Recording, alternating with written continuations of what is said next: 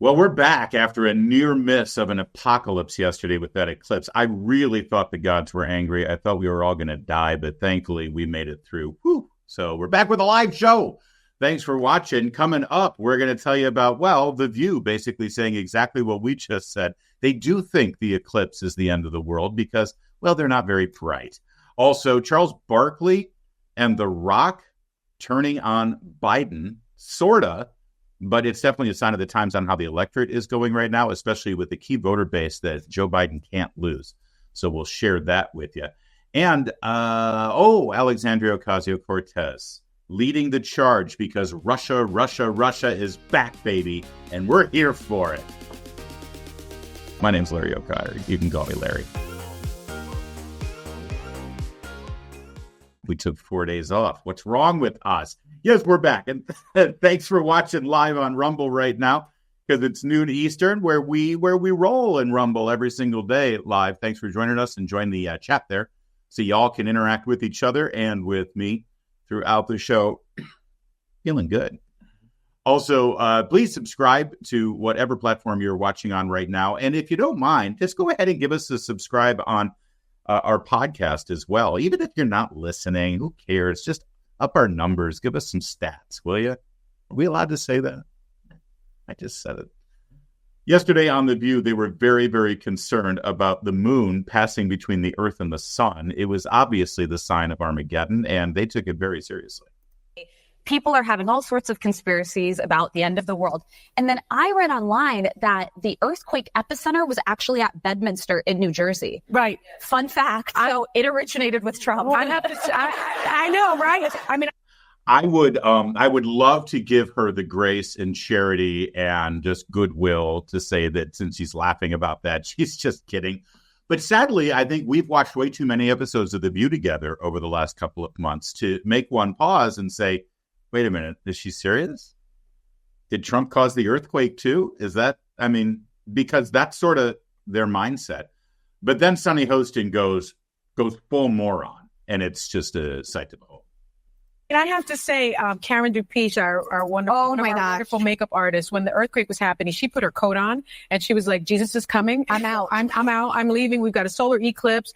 We've got the earthquake. Ran down the hallway. The rapture is here. Rapture's here. And then also I learned that the cicadas are coming. Cicadas.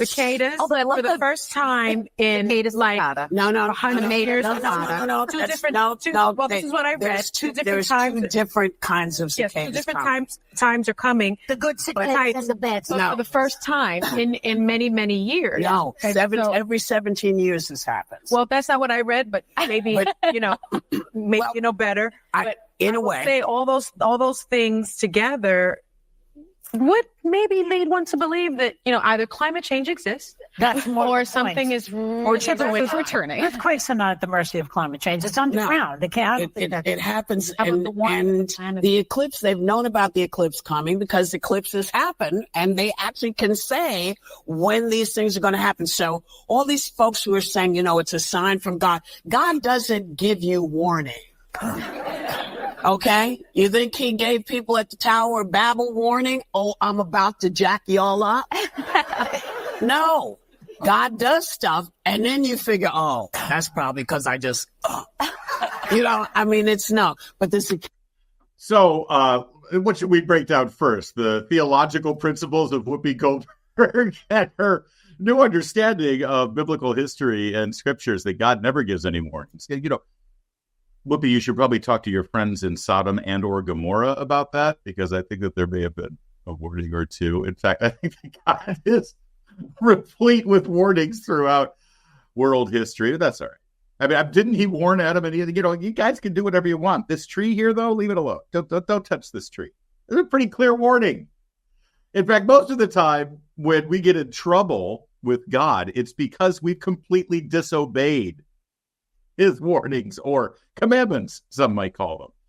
Oh, Whoopi. But that said, did you notice what happened here? Whoopi Goldberg and Joy Behar suddenly are the elder statesmen and Mensa representatives on this panel. They're the sober, intellectual, wise voices on the panel of The View. You have to go overboard to try to make Whoopi Goldberg look so brilliant. But let's there's a couple of other things here. Let's go through Sonny's list again. First, we had the earthquake. The rapture is here. The rapture's here. And then also I learned that the cicadas are coming. The cicadas are coming. I mean, this is obviously the sign of somebody whose producer gave them notes to read and never actually had a conversation. That said, how are you alive in America today and you haven't actually seen any television reports about the new brood of cicadas that show up, by the way, every other year? No. Here's what happens with cicadas. This isn't high intellectual stuff. You don't have to be, a doctorate from a university. In fact, probably if you have a doctorate at a university, it probably hampers you from knowing some of these things. Cicadas for the first time in like 100 years. No. Two different. Well, this is what I read. Two different kinds of cicadas. Yes, two different times are coming. The good cicadas and the bad cicadas. But for the first time in many, many years. No, every 17 years this happens. Well, that's not what I read, but maybe maybe you know better. But in a way, say all those things together would maybe lead one to believe that either climate change exists, or something is returning. Earthquakes are not at the mercy of climate change. It's underground. It happens, and the eclipse. They've known about the eclipse coming because eclipses happen, and they actually can say when these things are going to happen. So, all right. So we've got earthquakes, we've got eclipse, and we've got cicadas, and so it must all mean climate change. Because you're Sunny Hostin. How many times have we watched Sunny Hostin videos from her on The View? And she is so intellectually superior to you and you crazy right-wing MAGA hat wearing Neanderthals. She's got this air of superiority with everything that she says. Remember when we had him on, was it Colton Hughes was his name? The young man who was writing and saying, hey, maybe if we really love Martin Luther King, we should judge people by the content of their character and not the color of their skin. And suddenly she acts all like she's a, critical race theory professor. And so she is now telling the world and the very smart View audience that cicadas, earthquakes, and eclipses must be linked to global warming. Cicadas, by the way, it is true. So the cicada, they bury themselves in the ground, and for the most part, they lay. It's about 17 years. Whoopi's close to being true here. And then they emerge to mate again, eat, and then they die, and the eggs are laid, and then the cicadas gestate underground for another 17 years. But here's the thing. This happens every year. The broods all emerge at varying times. It's not like it's only every 17 years. And by the way, one of the broods that we are seeing this year, and this is probably what she read, and she's just confused because she's not very smart. Apparently, one of the broods that we're seeing right now is an incredibly rare cicada brood that the last time we saw was during like Thomas Jefferson's presidency or something. It's odd. You know what? Nature is weird because, God is amazing. As Whoopi Goldberg just pointed out, God doesn't give you warnings. You just end up dying. And then you realize that you violated God's law, which is, that's the gospel according to Whoopi. Okay. You think he gave people at the Tower of Babel warning? Oh, I'm about to jack y'all up. No. God does stuff, and then you figure, oh, that's probably because I just, it's no. But the cicadas come, we have them every 17 years. There's some we get every 20 some odd years. And they just go under, and they come back up. And now there's two, they make noise and have sex. And sing. And this time, both types are coming. They have sex? Yes. They make, what's they the make noise? new What's the cicadas noise when they're having sex? Oh, God. I think we've had enough of them. Sadly, though, with regard to commentary on the eclipse yesterday, they weren't the stupidest. No. The stupidest commentary on the eclipse yesterday comes from a member of Congress, a Democrat, Sheila Jackson Lee. Provide unique light and energy so that you have the energy of the moon at night. And sometimes you've heard the word full moon. And sometimes you need to take the opportunity just to come out and see a full moon is that complete rounded circle, which is made up mostly of gases. And that's why the question is why or how could we as humans live on the moon? Are the gases such that we could do that? The sun is a mighty powerful heat that is almost impossible to go near the sun. The moon is more manageable, and you will see in a moment, or not a moment, you'll see in a couple of years that NASA is going back to the moon.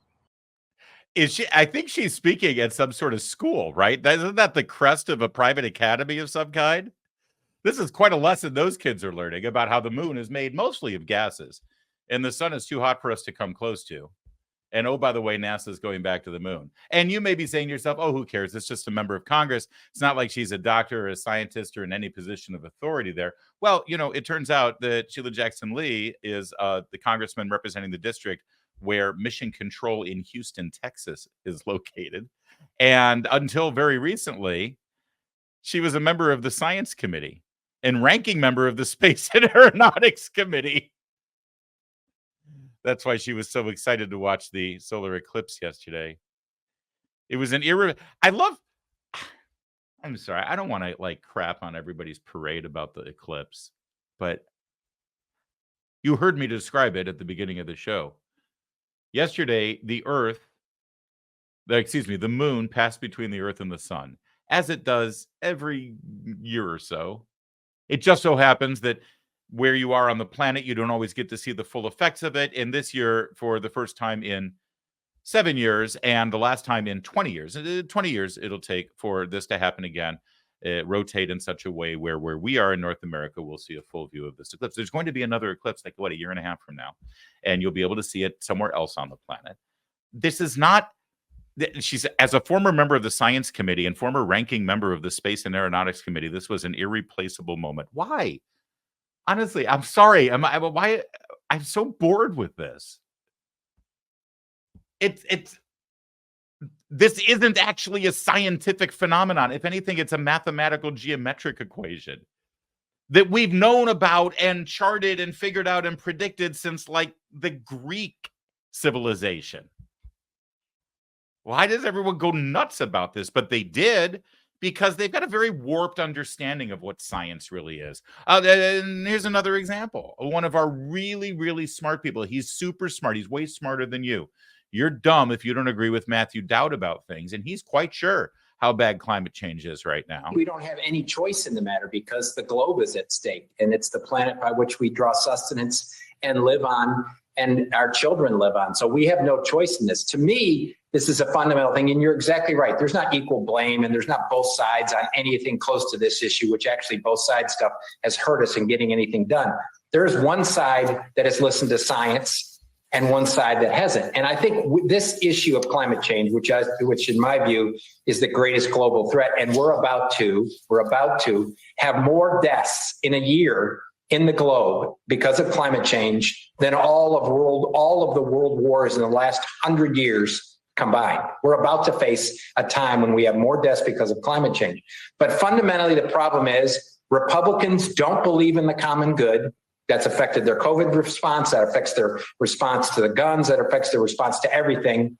They don't believe in the common good, and they discount science. And when you don't believe in the common good and you discount science, we end up here doing nothing about climate change in our time. We are fast approaching, unless we fundamentally do something in the next 12 to 24 months, an irreversible problem that we're going to be facing this week, every single week. And it's going to include droughts. It's going to include deaths. It's going to include freezes. It's going to include all of that. And until we elect people that believe in science and believe in the common good, we're never going to do anything about this until we do that. Honestly, this just makes me want to laugh at them. Republicans don't care about the common good. We are the only ones who believe in science, and therefore we believe in the common good. And that's why you need to take a train or a bicycle everywhere you go, because that's better for the common good. And starving people in Africa shouldn't be able to burn things to cook their food and keep themselves warm, because that releases too much carbon. He used to be a political consultant and communications director for Republicans. I think his last campaign was for Arnold Schwarzenegger. Now he's just a private consultant. How much do you want to bet? I don't know this for sure, but how much do you want to bet one of his major clients that he gets a lot of money for is a firm that is plugged into and advocates for all of the very expensive policies that are supposed to deal with climate change, right? We don't care about the common good, we Republicans, but Democrats care about the common good. That's why we've spent money that we don't have, printed it up, caused inflation so people can't feed their families, so that we can spend a ton of money at getting new electric vehicle chargers around this country. And so far, all those billions of dollars that we don't have amount to what did they install so far? 8 chargers nationwide for cars that nobody wants to buy. But that's in the spirit of the common good. But the fact of the matter is, as I've been pointing out, is these people just aren't that smart. Let's go back to the ladies on The View, because they weren't done yesterday as they broke down all of the important scientific issues of our time. They addressed President Trump's new position, not new position, but his official position now in the campaign about abortion. We'll get into it in a second, the details of it. But here's Whoopi Goldberg showing how brilliant she is. He's kicking abortion rights back to the states. It's not landing well. It landed with a thud with a ton of conservatives. Now, his former VP, his minion, Lindsey Graham, and anti-abortion activists are slamming it as a betrayal to people who voted for him in 2016 and 2020. What is it? Voted for him in 2016 and 2020. Mm-hmm. Yeah. How did I? Well, they voted for him, and both of those people who voted for him voted in those elections. Those gotcha. real Trumpers. But he lost, right? Well, yeah. He lost. He lost big, yeah. Okay. Bigly. I just Second time. wanted to make sure I wasn't wrong here. Yeah. That's Whoopi Goldberg not understanding the English language and kind of forgetting the fact that even if President Trump didn't prevail and was named the president after the 2020 election, that didn't mean people didn't vote for him. In fact, more people voted for Donald Trump than any other candidate in the history of this country, except that Joe Biden got more votes, it appears, based on the rules that were in play for that election. But still, Whoopi Goldberg's brain can't quite figure out that people voted for Donald Trump in both 2016 and 2020. That's Whoopi Goldberg for you. And by the way, in terms of the actual details of the policy that President Trump articulated, the very beginning of this is quite telling. He's kicking abortion rights back to the state. Donald Trump is not kicking abortion rights back to the states. First of all, there are no rights to an abortion, but we'll set that language aside for a moment.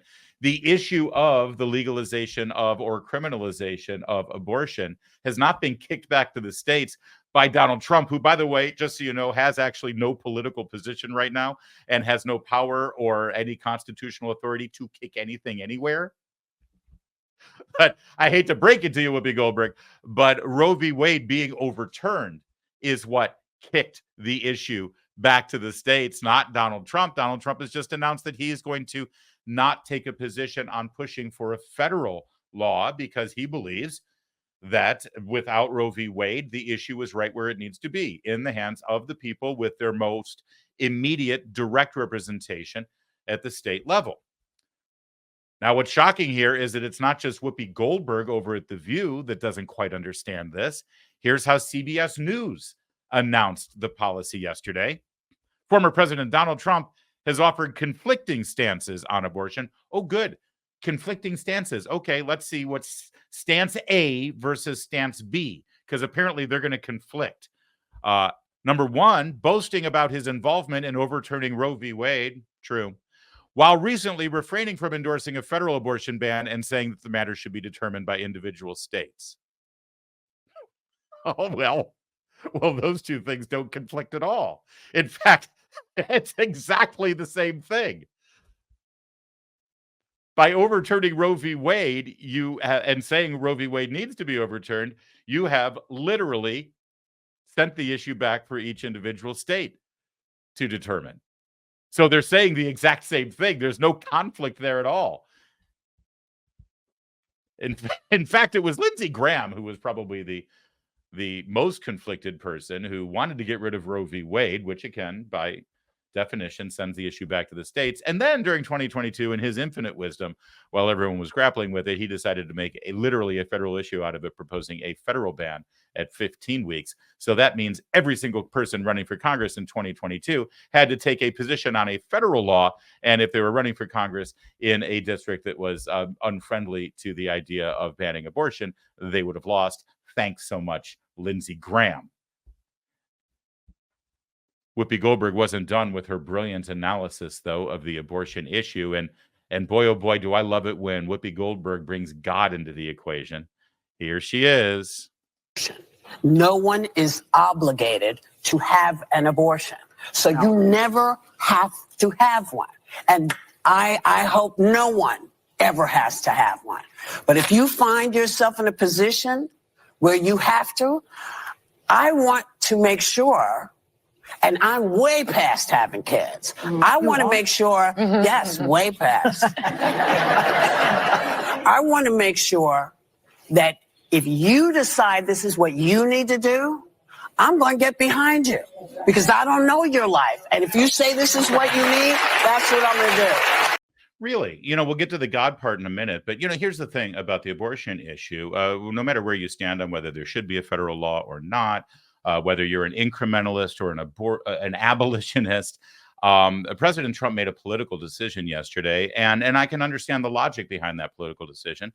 We've had a federal ban from the Supreme Court level for 50 years. It divided our nation. We now got rid of it, let the states decide on an individual basis. That's how our founders wanted this to happen as well. And each state will come up with their own policy. And if it reaches a point where it does become a federal issue again, then we'll deal with it at that time. But let's not inflict an artificial federal mandate across the board. And again, I understand the politics of it. He also made an important point where he said, listen, you can be as pro-life as you are, but if you don't win an election, you can't do anything.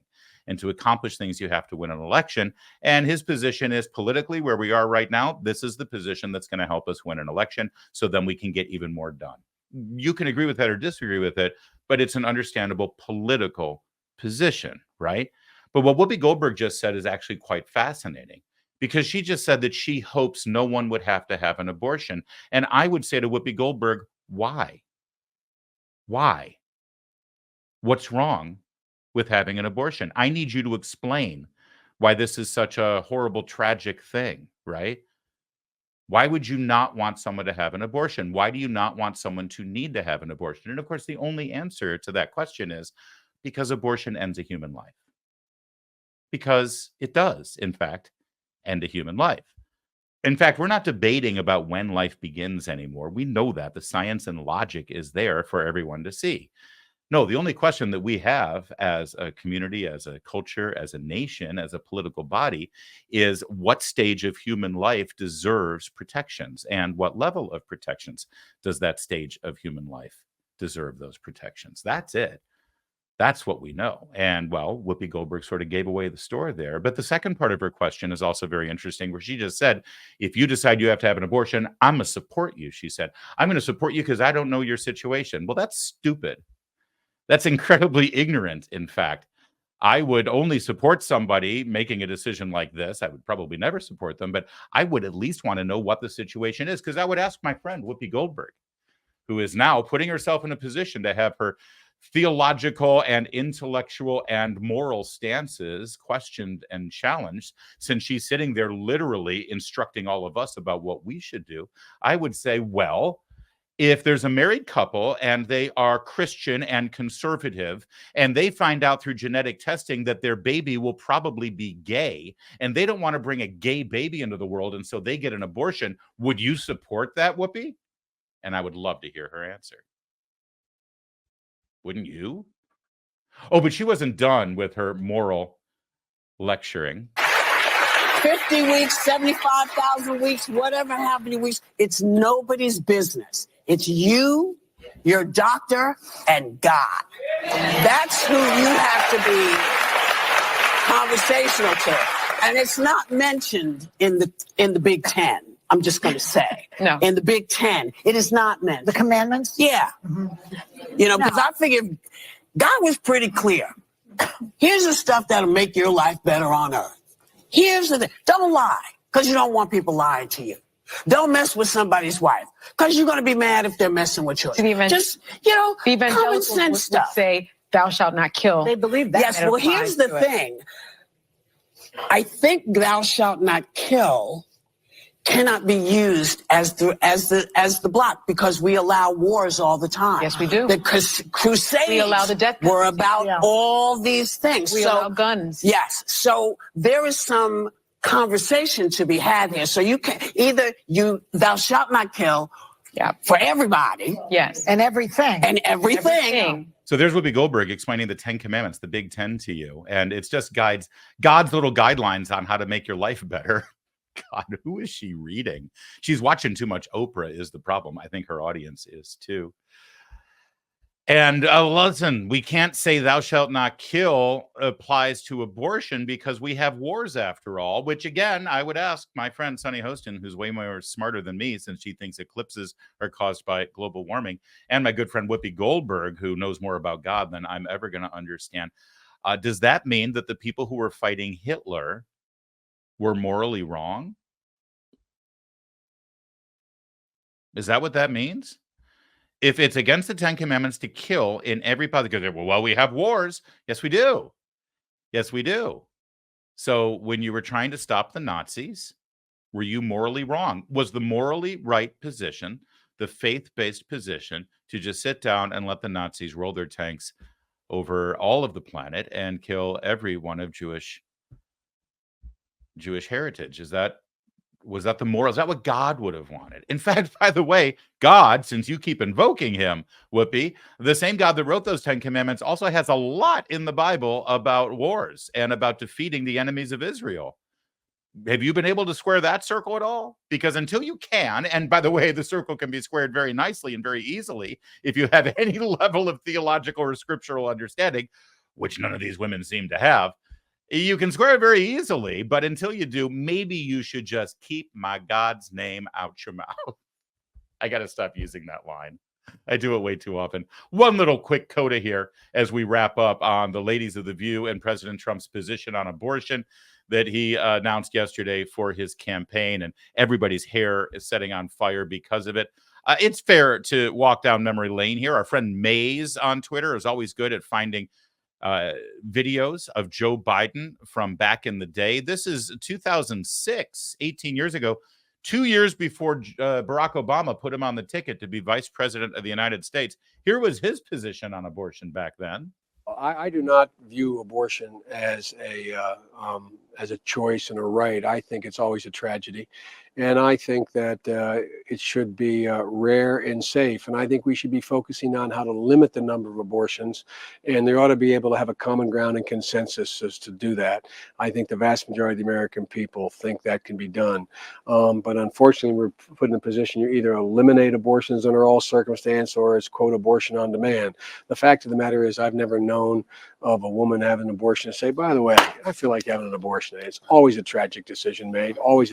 It sounds a lot like Donald Trump's position today politically, isn't it? The only difference here is that we actually live in an era where women are celebrating their abortions. They're shouting their abortions. They're not supposed to be ashamed of their abortions. And I would ask that Joe Biden, and certainly the Joe Biden today, who is now trying to protect abortions for any reason whatsoever on demand, right up until the moment of birth. I would love to ask him again, why is an abortion a tragedy? What about it is a tragedy? And when you say you want to make it safe, legal, and rare, which is what Bill Clinton and the Democrats used to stand for, but boy, oh boy, is that in the rearview mirror. When you say rare, why? Why do you want abortion to be rare? Why? Articulate it. I want to hear you say the words. Why is it a tragedy and why should it be rare? And as soon as you can tell me that, then we can have a real conversation about this. But that conversation isn't going to include the brainiacs over on The View because, as we've just demonstrated, they're not very smart. Financial experts thought we were going to be in the clear this year. They were really hoping that we'd turned a corner and inflation was going to be tamped down and we were going to finally lower those interest rates and we're going to get back to some semblance of a normal economy, especially for investments. And, well, I'm speaking past tense because last month, all that went out the window. The inflation numbers came in. They were higher than usual. We did not get the interest rate. We thought we were going to get 6. We may get 3, maybe. Although I'm not going to start counting my chickens until we get 1 interest rate reduction. And we haven't had that in a couple of years, really, since Joe Biden became president. The U.S. is now $34 trillion in debt. Yet we keep printing money, hand over fist, money that we don't have, and that drives prices up because the value of the dollar goes down when you print more money and circulate it out there. And there's no end to this cycle. You can either bury your head in the sand or you can actually do something about it. Diversify a portion of your savings into gold with Birch Gold Group. Gold is your hedge against inflation, and Birch Gold makes it easy to own. They'll help you convert an existing IRA or 401k to a tax-sheltered IRA in gold. And you don't pay a penny out of pocket. They've got an A+ rating at Better Business Bureau and thousands of satisfied customers.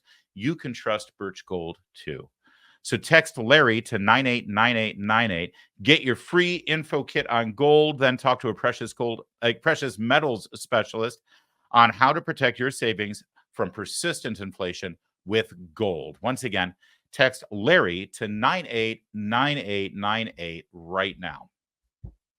Well, while we're combing the internet for members of Mensa and brilliant political philosophers on the left, let's not forget these two dreamboats, Stephen Colbert and Alexandria Ocasio-Cortez. Republican Congressman Mike Turner and Michael McCall said that Russian propaganda has infected the Republican Party's base, and the Republicans in Congress were repeating Russian propaganda on the House floor. Can I get a witness? Have you seen this? If you turn on any House oversight hearing, you will see Marjorie Taylor Greene and Lauren Boebert and all these folks engaged in wildly propagandistic rhetoric. We just went through an impeachment attempt on the president of the United States that was started with a source that was in communication with Russian intelligence. You have the chairman of the House Oversight Committee, Representative Comer, take quote unquote evidence, an account from someone who was working with Russian intelligence and try to impeach and remove the president of the United States over it. All right. So first of all, I really love it when she treats us like we're the ignorant 7-year-old that she's speaking to, when she literally sounds that way herself, number one. Number two, this person that they're talking about, who is now under investigation and has been indicted by the FBI for pushing fake stories to them.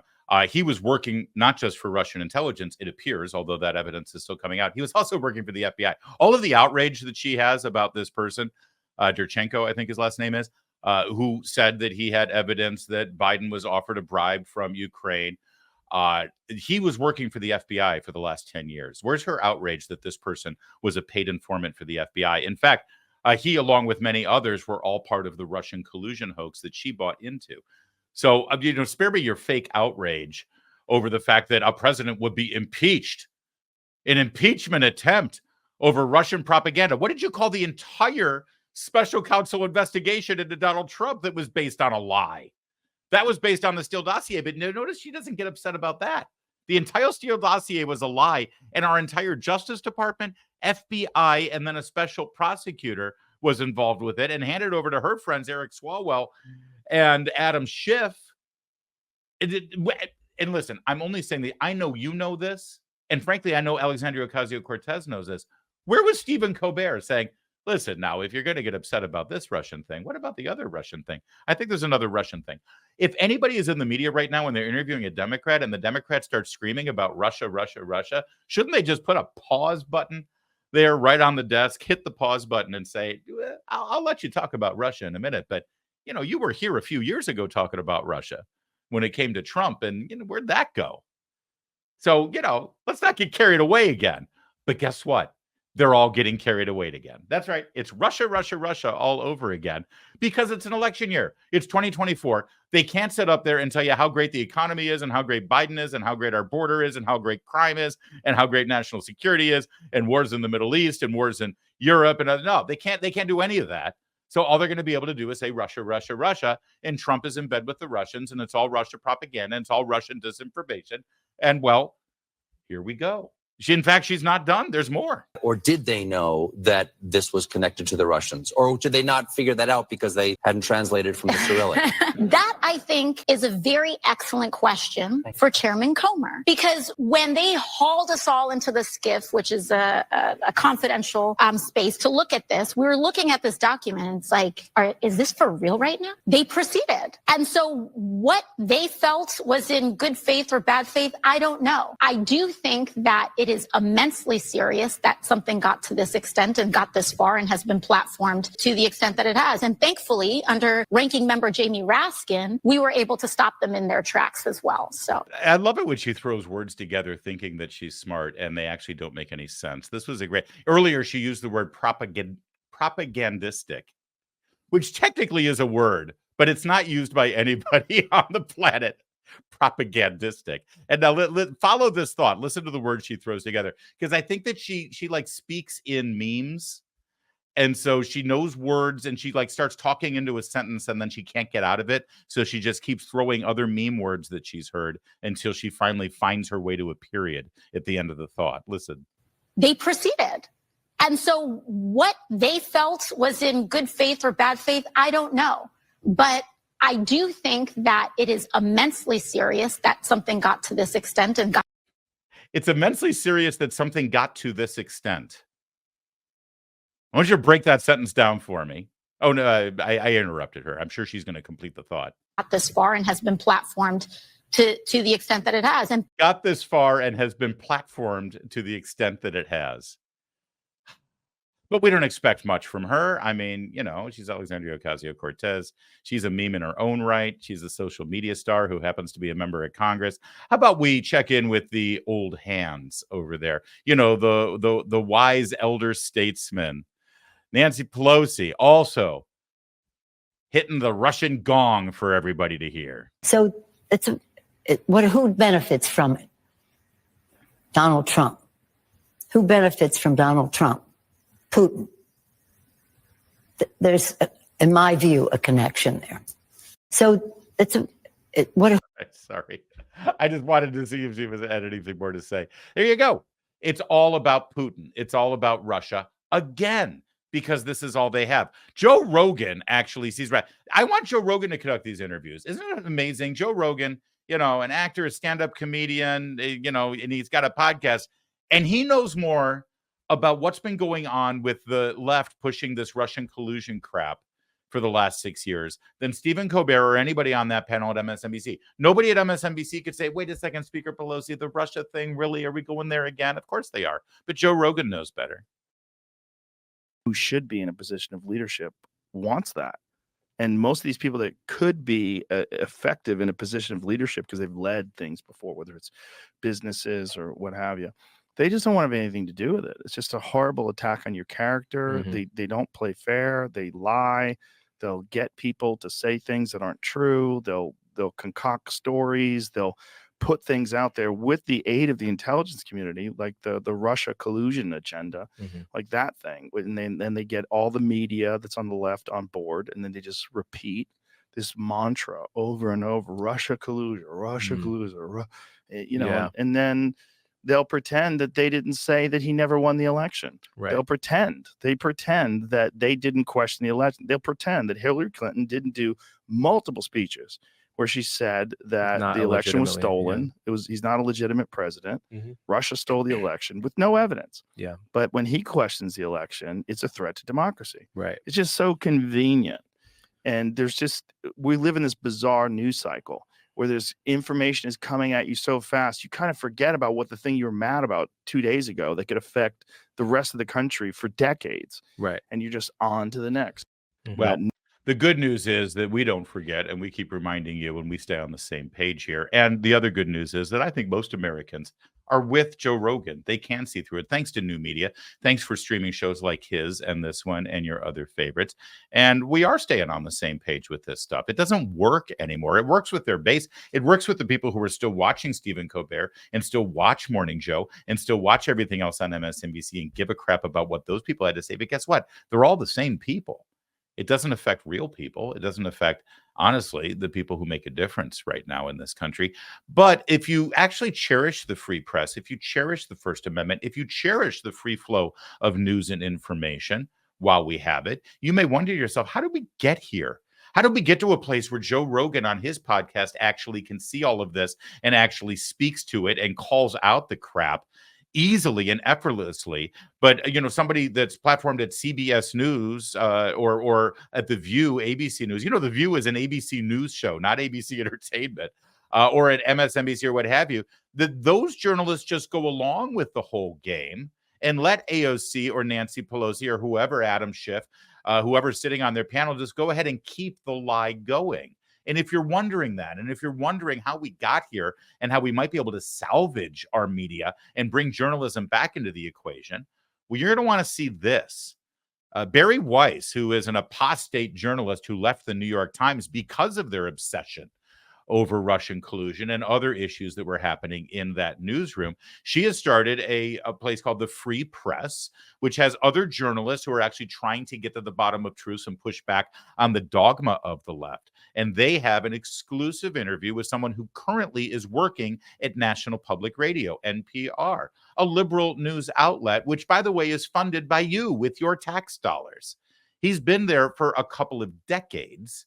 There's a huge expose that just broke this morning, and she's got highlights of an interview with him. And you need to see this because NPR is, well, honestly, the biggest example of what's going on here in journalism and how it's become not about finding facts and information and telling the truth, but about being used as propaganda for a political agenda, a left-wing Marxist liberal political agenda. Everyone knew that NPR had a liberal bent. It was like saying these days, like Fox has a conservative bent. That was obvious to anyone. But you argue that it's really gone from having a liberal bent or a liberal shading to really a bias. Here's one thing you write in your essay. You write, for the majority of your time at NPR, despite the liberal bend, an open-minded, curious culture prevailed.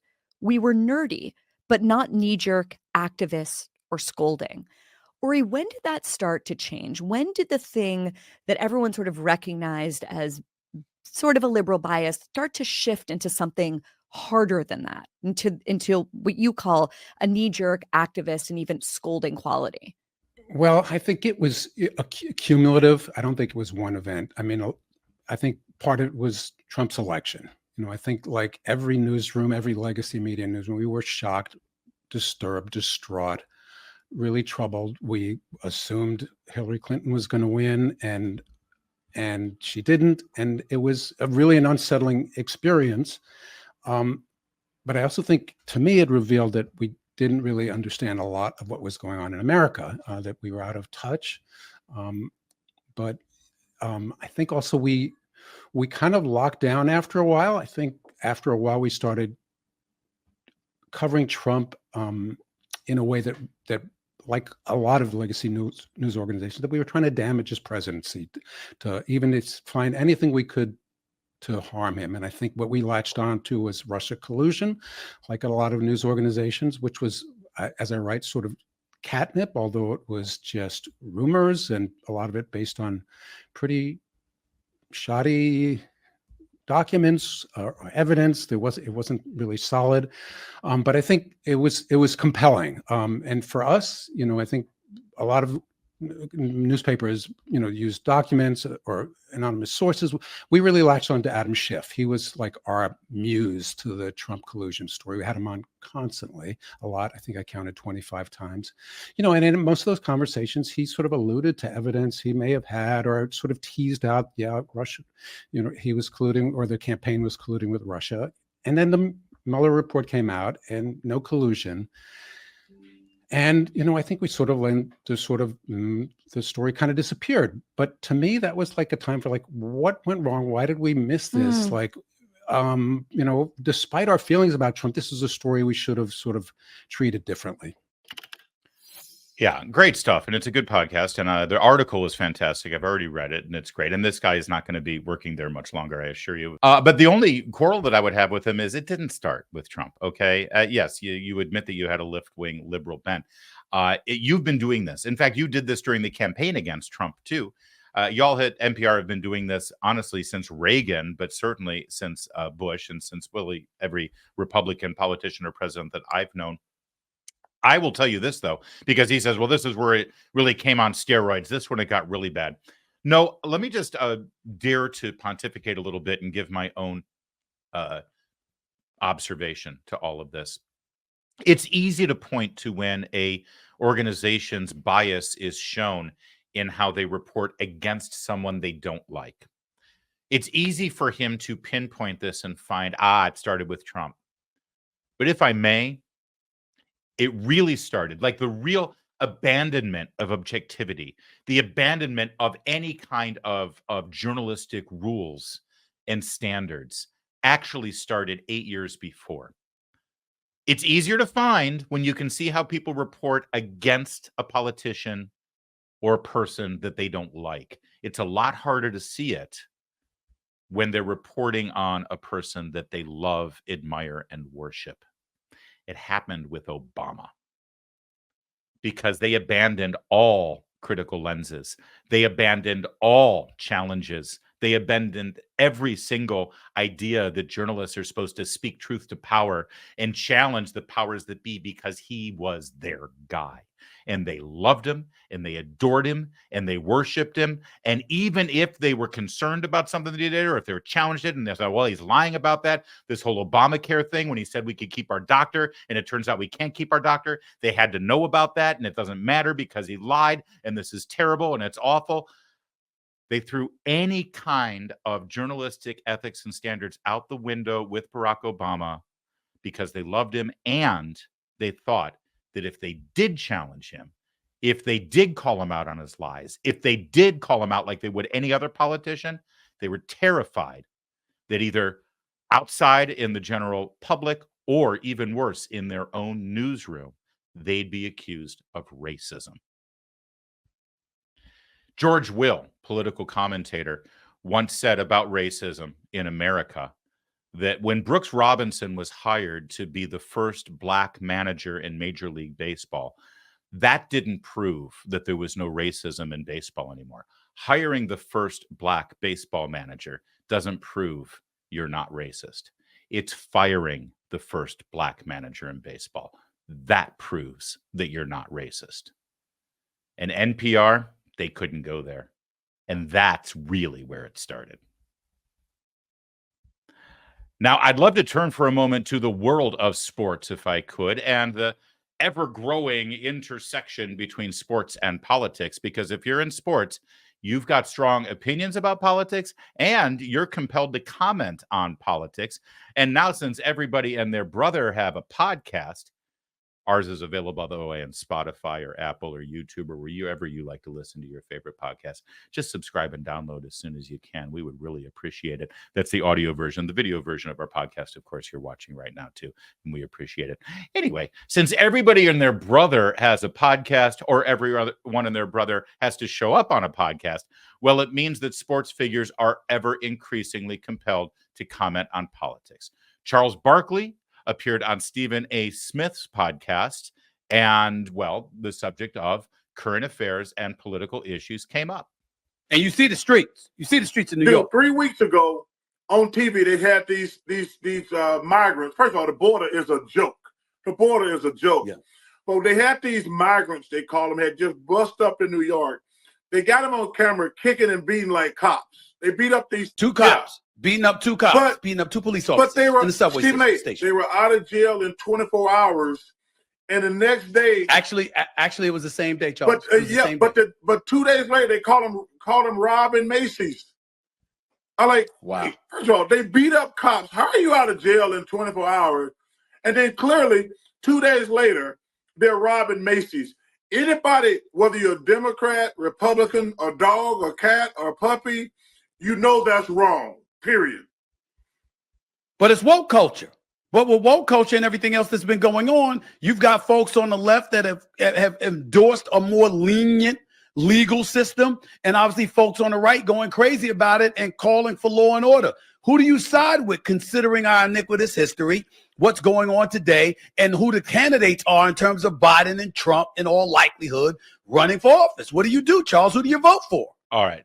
We're going to get the answer to that question. But frankly, an achievement has been made already by the fact that this conversation is even happening, is public, and actually getting a lot of attention on YouTube and other streaming video platforms. Because up until very recently, two black men having this conversation was unheard of, because it was always assumed that black men had to vote a certain way, had to think a certain way, and would never be, frankly, allowed to publicly say, Look at what the hell's going on at the border. And what the hell is this? They beat up a cop and you don't go to jail and you're out the next day? What the hell's happening here?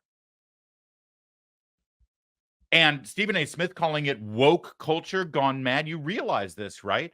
Basically, the Democratic Party embracing woke culture, embracing lawlessness, poisoning neighborhoods with the rampant crime and allowing criminals to just walk the streets free if they ever get arrested. And in many cases, they don't. They're just allowed out the next day. And this is all under the guise of, equitable justice and reversing systemic racism. And you've got people in Black communities saying, help us. This is insane. And now you've got two popular Black athletes who are now in the media who are calling it out. And honestly, no matter who Charles Barkley says he's going to vote for, which is stupid to me that Stephen A. Smith focuses the entire question on, well, then who are you going to vote for? And let that happen, let that come. But this isn't the issue. The issue is, how do we solve the problem? And regardless of where Charles Barkley is going to fall on who he's going to vote for, this is already critically important for the consumers of this content, for the people who are watching it. A tide is turning here, and it's a tide that the Democrats can't afford. Because if they lose this voter block, which it looks like they're losing, they're done. Their history kaput. Right now, if they lose Charles Barkley and Stephen A. Smith, this could be a landslide election. I'm not joking. We'll break down the demographics right now on who's voting Republican and Democrat in a second. But let's get back to the podcast here so we can hear who Charles says you should vote for. First of all, we need law and order, Stephen A. If we're gonna, I agree. If we're gonna, I'm with you, dude. We need law and order. Hey, trying to fix inequalities has nothing to do with letting people go in stores and rob people. That has nothing to do. That has nothing to do with diversity or handling inequalities. Letting random people just run in all these stores stealing stuff, and because innocent people, they should always be protected. But we need law and order. Yeah. Do we need to address diversity and inequalities? 100%. But to go out here and says, oh, like this, that's my personal favorite. Unless you steal $1,000, we're not going to press charges. Well, Stephen A., I want that same damn deal. I want to be able. How about the $53 million in prepaid credit cards for migrants? That's ridiculous. That's ridiculous. I mean, come on, man. And Black folks been in the streets, the Latinos been in the streets, homeless. Minorities have been in the streets, homeless, starving for years. We ain't never got anything like that. Like, I grew up on welfare. What they talking about? I'm like, we ain't never had nothing like that. They didn't they just wait. We're gonna find $53 million. I'm like, damn, we can do a lot with $53 million.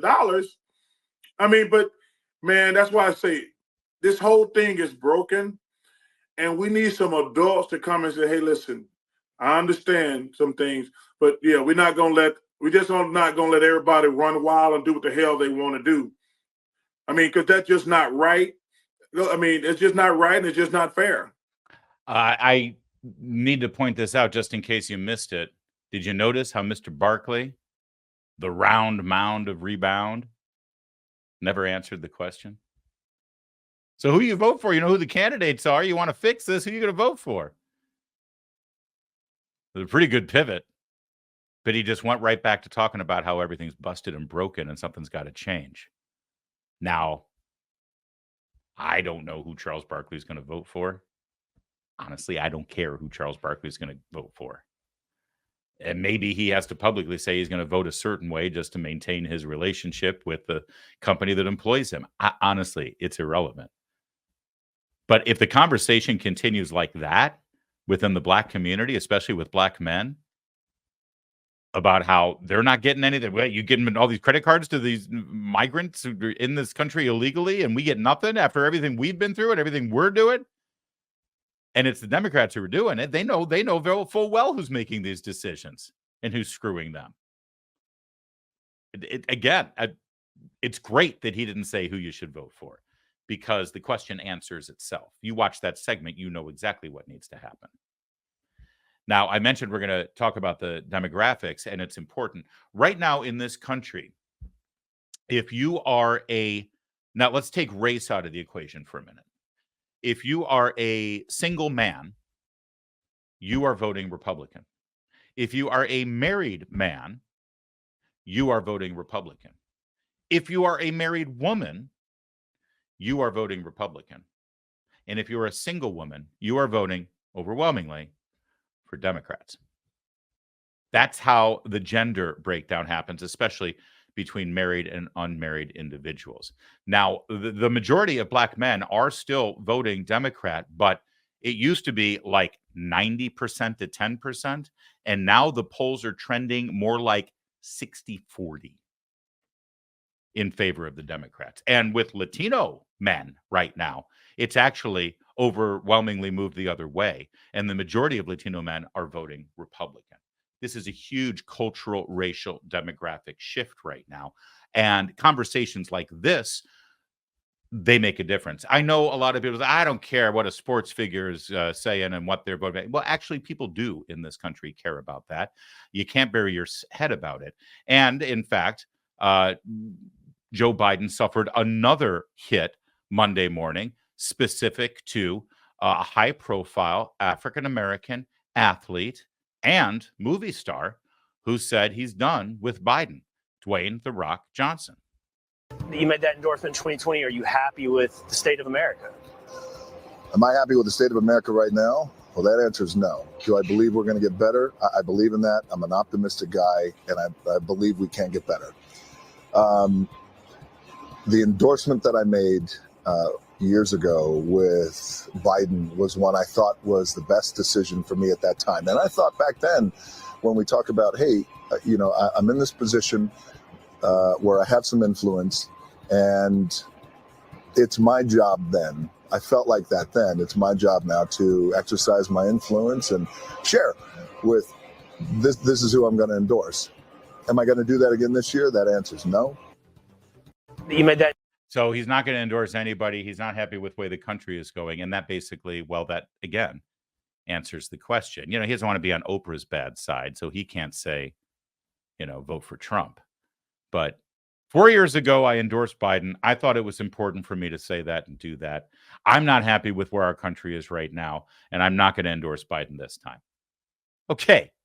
That tells us everything we need to know. And again, Dwayne "The Rock" Johnson, this matters. This matters. It does make a difference.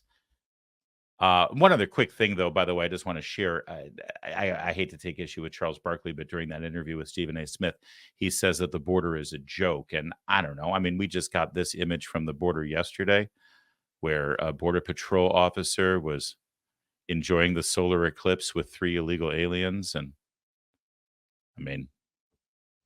seems like pretty serious business there. By the way, really impressed with my brother here, who knows that if he burns his retinas without the glasses, he's going to get free health care, maybe even a new set of eyes. He'll be our first eye transplant recipient here in America. God bless this country. How great are we? Real fast, though, when it comes to athletes and their political positions, let's pivot back to that one demographic, single women, who are overwhelmingly voting for Donald Trump. The women's Final Four was this weekend, and the coach of the eventual champions, the South Carolina Gamecocks, was asked a pretty simple question. And, well, the response is amazing. Not just what she says, but what she has to get through to go there to say it. Notice how long the pause is, the sip of water, the clearing their throat, the deep breaths of anxiety. This is a woman who is wrestling with knowing what the truth is and what she truly believes with what she has to say to please the people in her very large professional and cultural environment. Chesky, Outkick coach, you just talked about, what a massive weekend this is obviously for women's basketball, women's sports in general. One of the major issues facing women's sports right now is the discussion topic about the inclusion of transgender athletes, biological males in women's sports. I was wondering if you would tell me your position on that issue. Oh, man. Damn, you got deep on me, didn't you?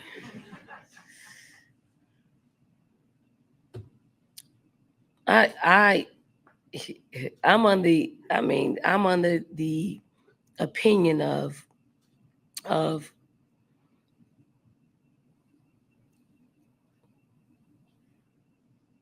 If you're a woman, you should play. If you consider yourself a woman and you want to play sports or vice versa, you should be able to play. That's my opinion. You want me to go deeper? Do you think transgender women should be able to participate? That's the question you want me to basketball? ask. I mean, you want to ask, so I'll give you that. Yes. So now the barnstorm of people are going to flood my timeline and be a distraction to me on one of the biggest days of our game, and I'm okay with that. Well, it turns out that even if she was distracted by people adding her on her timeline, which they're so sick of people lamenting that, oh, now my timeline's going to get flooded with criticism, then turn off the app. Stop living on social media if it's that important to you. But it wasn't a distraction. The Gamecocks completed their perfect undefeated season and won the championship. But you saw how torturous that was, how painful. That was hard to watch. Well, I would love to know what the inner monologue was, because she does know better. She's actually a heroic champion of women's sports. And she knows exactly how taking the position she just took publicly, how damaging it is to the sport and how damaging it is to women. But you see, there's some things that are more important than that.